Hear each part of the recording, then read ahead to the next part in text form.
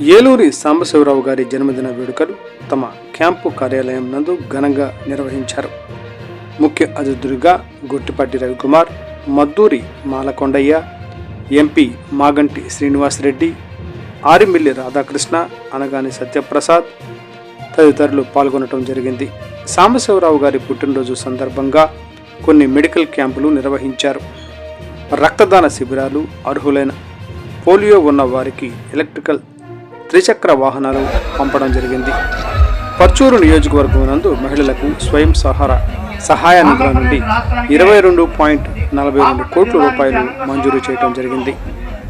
నాయకత్వం అంటే ఇలా ఉండాలి అని చెప్పి సోదరభావంతో మెలుగుతున్నటువంటి నలుగురు ఈ రోజున మన వేదిక మీదకి వచ్చారు. చాలా సంతోషం. వారెవరో మీ అందరికీ తెలుసు.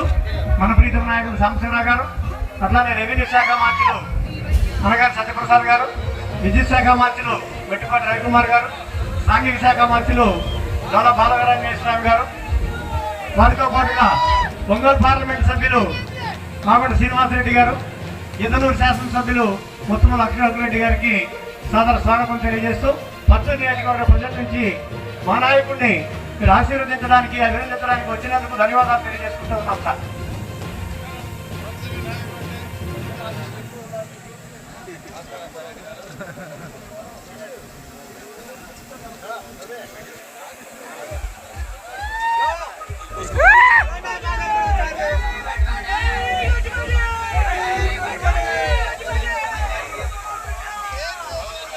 గరవటపాలెం తెలుగుదేశం పార్టీ ఇన్ఛార్జ్ ఎరిక్షన్ బాబు గారు, అట్లానే మాల కార్పొరేషన్